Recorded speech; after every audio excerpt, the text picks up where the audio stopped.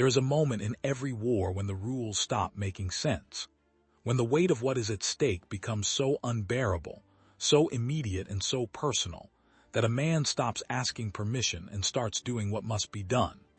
This is the story of one such moment. A moment when a former schoolteacher climbed into a fragile, fabric-covered aircraft barely heavier than a riding horse, pointed it directly at 6 45-ton German Panther tanks, and attacked. Not because he was ordered to. Not because the math favored him, but because 150 American soldiers were trapped, surrounded, and dying, and he was the only one who could reach them in time.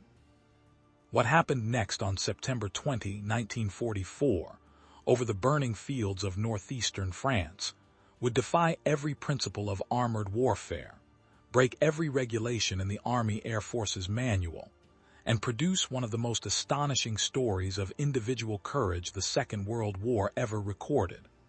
A story so strange, so audacious, so nearly impossible, that even the men who witnessed it struggled to believe what they had seen. His name was Major Charles Carpenter. The Germans would come to know him simply as a nightmare. Before the war, Charles Carpenter stood in front of classrooms and taught history to young men who had not yet lived any of their own. He was a teacher in the truest sense, not merely a transmitter of dates and battles, but a man who understood the structure of human decisions, the way singular choices ripple outward through time and shatter the ordinary shape of the world. He knew that history was not made by committees. It was made by individuals at specific, unrepeatable moments who chose to act when acting seemed unreasonable. He would one day prove his own thesis. When the United States entered the war following the attack on Pearl Harbor, Carpenter volunteered and found himself trained as a reconnaissance pilot in the Army Air Forces. The assignment suited his temperament. Reconnaissance pilots did not fight. They watched. They flew low and slow over enemy positions, mapped the terrain below them with careful eyes, and radioed coordinates to artillery units who would then do the actual killing. It was dangerous work, but it was cerebral work. Observation, patience, the translation of landscape into tactical intelligence. For a man who had spent years training young minds to see patterns in the chaos of history, it was a natural fit. The aircraft assigned to him was the Piper L-4H, known in the field as the Grasshopper. The name was apt and, in a dark way, almost comic. The L-4H was a light civilian aircraft barely modified for military use. It was constructed primarily of fabric stretched over a tubular steel frame. It carried no armor. It carried no weapons. It was powered by a 65-horsepower engine that produced a sound more reminiscent of a lawn mower than a war machine. Its maximum speed was approximately 85 miles per hour, and its stall speed, the minimum velocity at which it could remain airborne, sat at around 38 miles per hour. The entire aircraft weighed roughly 553 pounds empty. A single German Panther tank weighed 45 tons.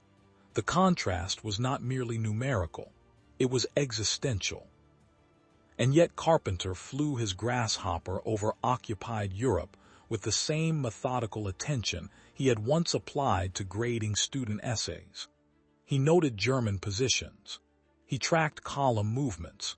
He identified artillery concentrations and relayed the information back to commanders who used it to direct fire. He was, in the language of modern warfare, a force multiplier, a quiet, invisible edge that made every American gun more accurate, every ambush more lethal, every advance more precise. He was good at his job. He was, by all accounts, exceptional at it. But he could not stop seeing the problem. Every mission carried him over the same nightmare. German armor, heavy, impervious, methodical.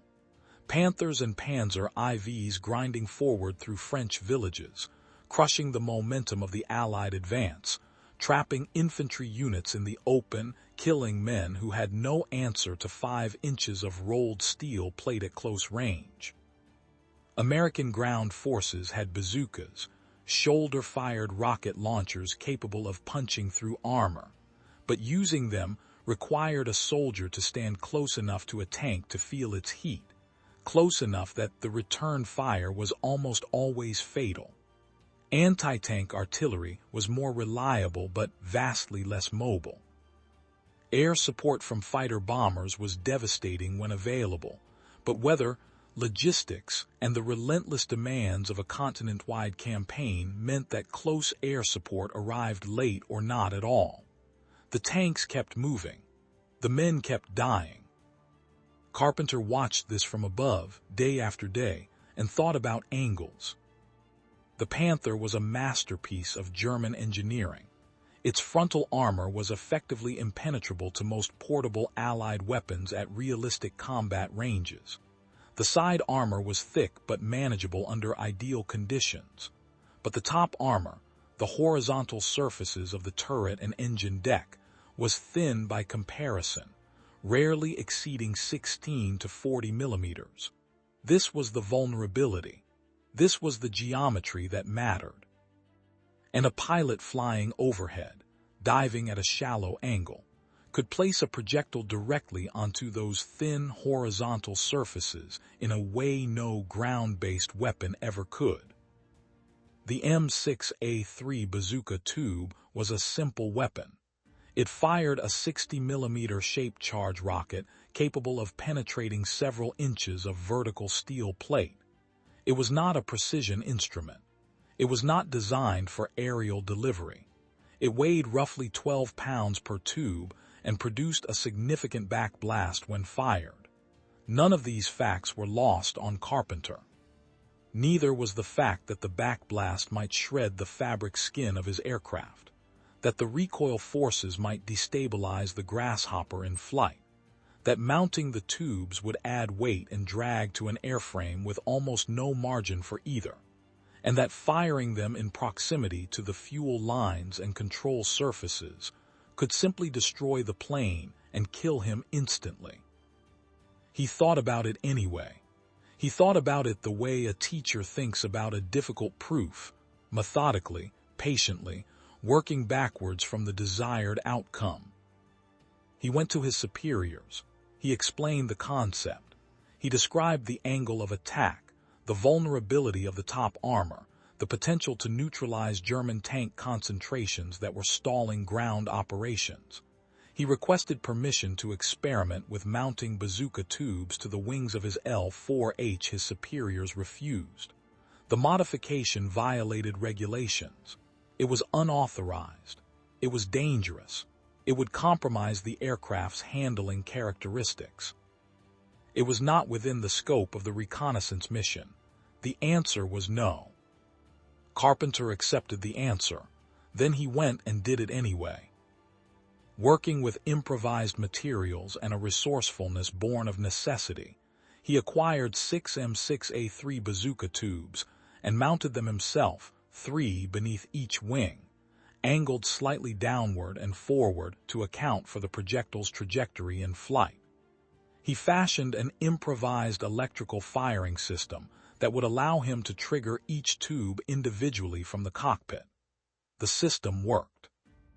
It also had no safety interlocks, which meant that a single electrical fault, a bad connection, a moment of turbulence at the wrong instant, could detonate a rocket inside its tube while still attached to the wing.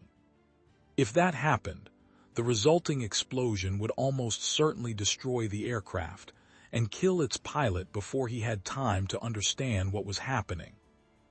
Carpenter flew it anyway. The test firings were conducted away from base, quietly, without official supervision. The rockets fired. The aircraft held together. The backblast did not tear the fabric. The trajectory was usable. The system was crude, dangerous, and wildly improvised, and it worked well enough. Carpenter returned to base with a weapon system that no manual described and no regulation had authorized, and he began waiting for the right moment to use it. That moment came on September 12, 1944. Low clouds had grounded most of the conventional air support. Below the ceiling, German forces were moving vehicles, armored units, support columns threading through the French countryside with the confidence of troops who believed the sky above them was empty. Carpenter volunteered to attack. His commanding officer, faced with a tactical void and the knowledge that American infantry units were being hammered below, gave reluctant authorization. Perhaps authorization is too formal a word. Perhaps it was simply that no one told him to stop. He flew in low, following the contour of the landscape, using the terrain as cover the way a predator uses shadow. The first target was a German assault gun, a self-propelled artillery piece mounted on a tank chassis, heavily armed, lightly armored on top. Carpenter came in at a shallow dive, lined up the angle he had calculated in his head over weeks of observation, and fired. The rocket hit. The assault gun's crew died in a single catastrophic instant, the shaped charge burning through the thin top armor and detonating the vehicle's ammunition in a column of fire and black smoke that rose above the tree line for half a kilometer. Carpenter pulled back on the stick and climbed away.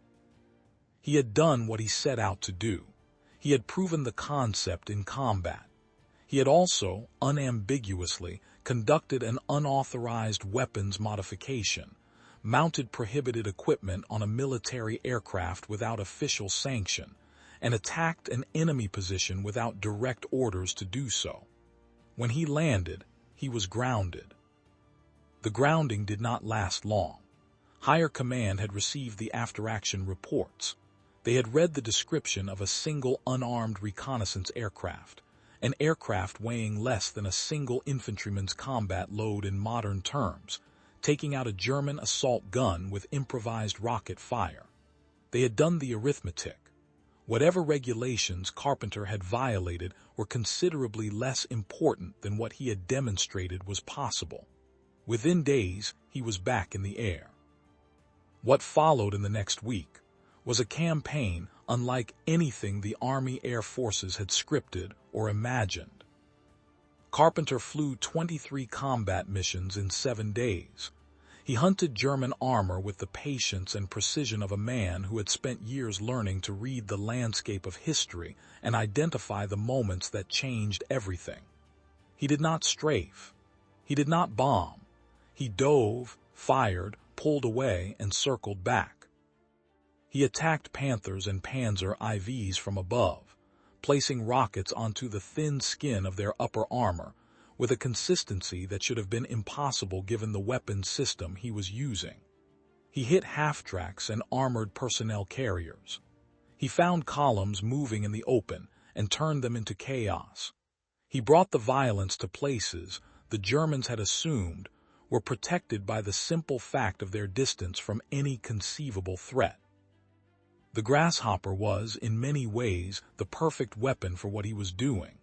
Its slowness, the quality that made it seem absurd as a combat aircraft, was in practice a tactical advantage. The Panther's turret drive system required several seconds to traverse through a full rotation.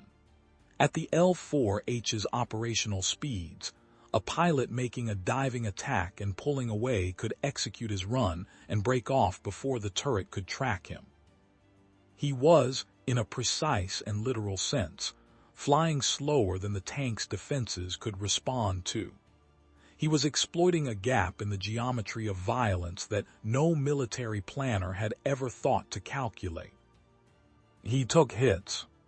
The German infantry and the tank crews themselves began firing at him with whatever they had: machine guns, small arms, anti-aircraft weapons not designed for targets moving at the speeds he was flying. Some of those rounds found his aircraft. The fabric skin of the Grasshopper absorbed small arms fire the way a kite absorbs rain. The holes were real but rarely fatal in themselves. The control surfaces held. The engine kept running. He kept flying. Then came September 20, 1944.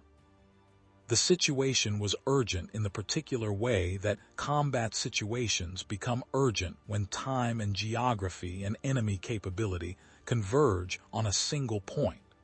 Approximately 150 American soldiers were trapped. The breakout route that would free them was blocked. Blocking that route were 6 German Panther tanks, positioned with the tactical competence that characterized the best German armor units, dispersed enough to cover multiple approaches, concentrated enough to support one another with overlapping fields of fire. Any ground-based attempt to break through them would cost lives. Air support from conventional aircraft was unavailable. The window of opportunity was closing. Carpenter was briefed on the situation. He understood it immediately, not merely as a tactical problem, but as the specific kind of historical moment he had spent years teaching young men to recognize. A moment when everything downstream depended on what happened in the next few minutes. A hinge point. He volunteered. He took off in the Grasshopper with 6 rockets loaded, knowing that the math was against him in every conceivable way. 6 rockets for 6 tanks. No margin for missed shots. No margin for mechanical failure. No margin for the fact that each attack run would require him to fly directly over a vehicle whose crew was now fully alert, fully aware of what he was, and entirely capable of putting a burst of machine gun fire through his cockpit at any moment during the several-second window when he was close enough to aim. He went in anyway.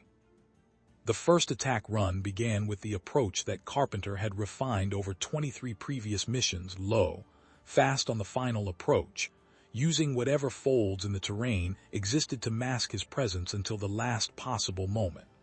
The Panther crews saw him. They opened fire. Tracer rounds cut the air around the Grasshopper in lines of light, some close enough that the slipstream of the aircraft carried them past within feet of the cockpit.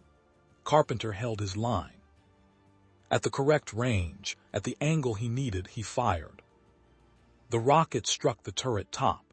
The shaped charge detonated against the 16 millimeters of steel, protecting the crew inside, and burned through it in a fraction of a second. The fire reached the ammunition stored below the turret floor. The Panther exploded from the inside outward, the turret lifting slightly on the column of burning gas before the entire vehicle became a furnace. Carpenter was already pulling away, climbing, banking hard to bleed off speed, and set up for the next run. The German crews were responding now. They were not panicking. These were experienced soldiers, but the situation was novel enough to create hesitation. A Panther commander scanning the sky for the threat sees a fabric-covered aircraft moving at speeds that seem almost insultingly slow, diving at angles that no conventional attack aircraft would ever use. The fire control solutions trained into the crews by years of experience were built around different threat profiles. Carpenter was flying in the gap between their expectations and reality, and every second of that hesitation bought him the fraction of a degree he needed to line up the next shot. The second tank, another diving run, another burst of ground fire reaching for him from multiple directions simultaneously. He fired. The rocket hit the engine deck directly behind the turret where the armor was thinner still. The secondary explosion was larger, the engine compartment's fuel ignited, and the Panther was wreathed in black smoke before the debris from the initial blast had finished falling. He pulled away again, checked his remaining rockets, checked the aircraft. The Grasshopper was still flying. The control surfaces responded. The engine note was unchanged. He circled wide, outside the effective range of the German ground fire, breathing, thinking, setting up the geometry of the next run. The third Panther, the fourth. Each attack run was its own contained ordeal, the approach through fire, the brief precise moment of aiming, the firing, the violent evasion, the assessment of damage, the preparation for the next. The German ground fire intensified as the engagement continued. The surviving tank crews and their infantry support were coordinating now, establishing overlapping fields of fire designed to catch the Grasshopper during the approach phase when its speed and heading were most predictable. Carpenter adjusted. He varied his approach angles. He came from directions that required the defenders to shift their fire, that required turrets to traverse, that created momentary dead zones in their coverage. He used the terrain.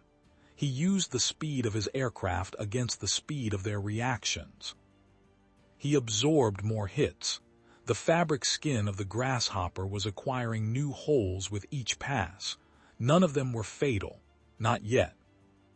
The fifth tank, a longer approach, the run compromised by a burst of machine gun fire that cut through the lower wing on the final approach.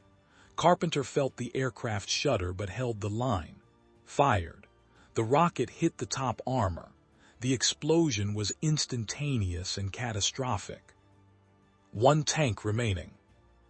By now the final Panthers crew was doing what experienced soldiers do when facing a threat they cannot effectively counter. They were moving, using the tank's mobility to make themselves a harder target, turning the vehicle so that its thicker frontal armor was presented toward the direction of the threat. It was tactically correct. Against a conventional attacker, it would have been decisive, but Carpenter was not attacking from the front. He never attacked from the front. He attacked from above, from the angle that put his rocket onto the thinnest armor regardless of how the tank was oriented. The Panther's frontal armor was irrelevant to him. It always had been. He set up for the final run. The aircraft was damaged. He did not know how damaged. The electrical firing system, which had never been certified or tested to military standards, had performed perfectly for 5 shots. He had 1 rocket remaining and 1 tank that had to die before 150 American soldiers could go home. He came in at the angle he needed. The ground fire was intense, concentrated now, directed at a single point in the sky that the defenders had calculated correctly. Rounds hit the Grasshopper during the approach. The aircraft shook. Carpenter held the stick, held the approach, held the angle, and fired the last rocket. The 6th Panther burned. In the silence that followed, the silence inside his own head at least, because the world below was still full of the sounds of burning metal and exploding ammunition, and the distant shouts of men. Charles Carpenter turned his damaged Grasshopper back toward his own lines and flew away from the field at 85 miles per hour, which was the fastest he could go. The breakout happened within hours. American forces moved through the corridor that 6 burning Panthers had previously blocked. 150 soldiers who had been trapped and surrounded and running low on time and options came through that corridor with no men killed and minimal wounded. They were alive because a man in a paper airplane had decided that the math, however unfavorable, was not the final word on what was possible. When Carpenter landed, General George Patton, a man who had seen a great deal of audacity and a career built on it, a man whose appreciation for unorthodox violence was legendary and genuine, personally came to inspect the bazooka-armed Grasshopper. He walked around the aircraft, examining the mounted tubes, the improvised electrical connections, the new holes in the fabric skin. He said what needed to be said. He told Carpenter to keep flying. The Army was in a difficult position regarding Charles Carpenter. He had violated regulations. He had mounted unauthorized weapons on a military aircraft without permission. He had conducted offensive combat operations in an aircraft designated solely for reconnaissance. He had, technically, done everything wrong, and he had destroyed or disabled 6 Panther tanks in a single engagement, broken an enemy defensive position, and saved 150 lives in the process. Regulation and achievement had arrived at a contradiction that the Army resolved in the only way a results-oriented institution can, by acknowledging the results. Carpenter was promoted. He was awarded the Silver Star for gallantry in action.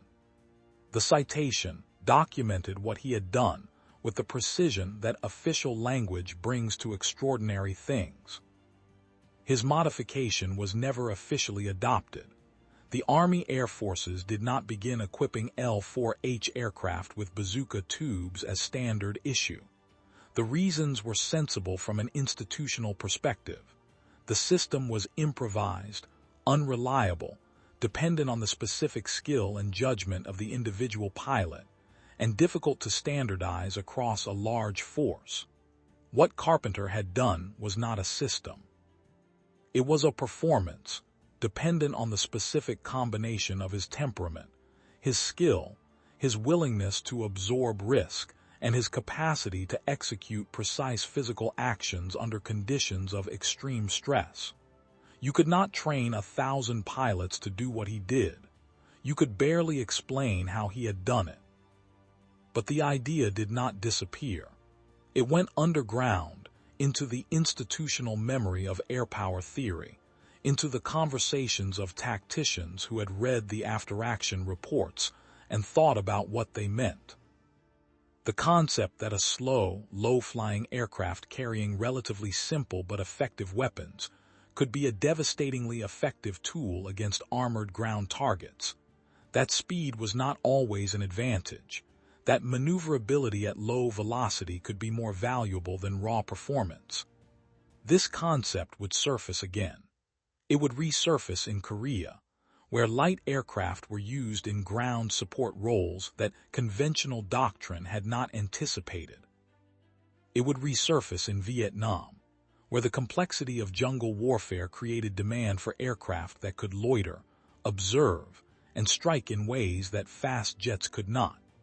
And it would find its ultimate expression in a purpose-built aircraft that the United States Air Force put into production in the 1970s. A slow, heavily armored, twin-engine attack aircraft designed specifically to fly low over the battlefield and destroy armored vehicles with large-caliber weapons. The Fairchild Republic A-10 Thunderbolt II is one of the most effective close air support platforms ever built.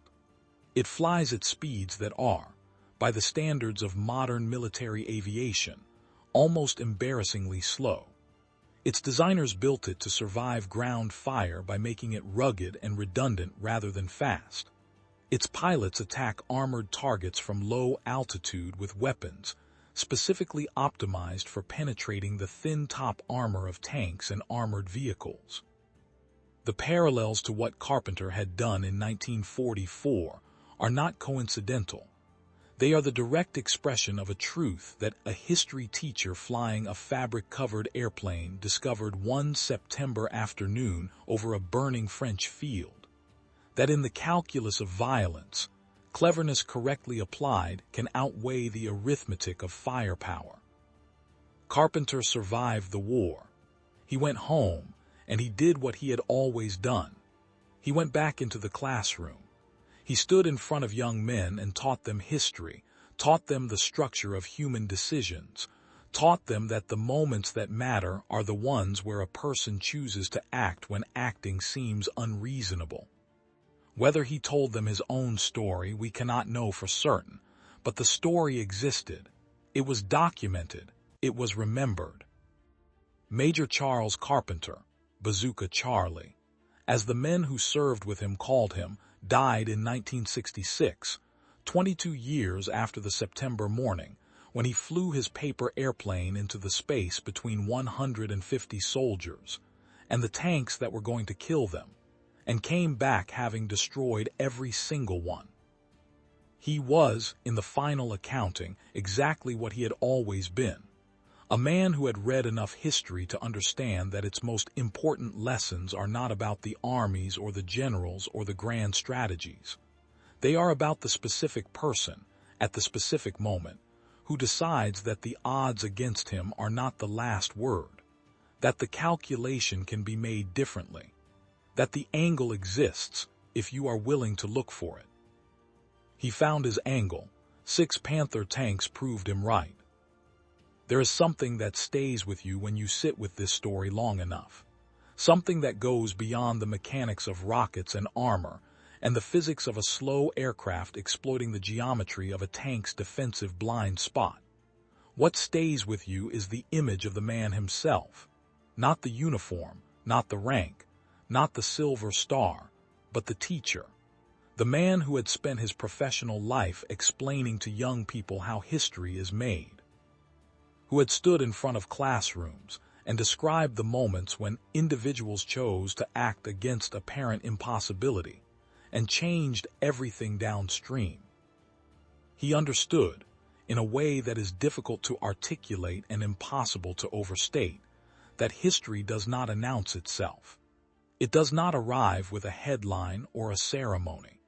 It arrives in an ordinary moment when someone makes an extraordinary decision, when the weight of what is at stake becomes real enough to overcome every rational reason for standing still. On September 20, 1944, Charles Carpenter did not become a legend. He simply did what needed to be done. The legend was an artifact of the doing built afterward, assembled from the testimony of 150 men who came home because he had gone up in a paper airplane and refused to accept the arithmetic. That is the story of Bazooka Charlie.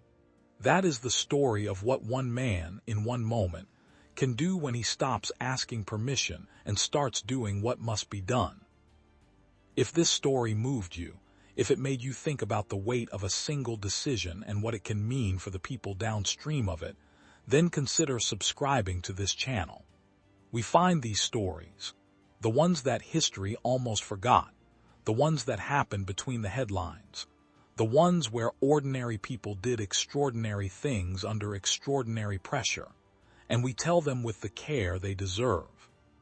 Leave a like if this one reached you, and tell me in the comments, what do you think drives a man like Carpenter? Is it courage, or is it something deeper?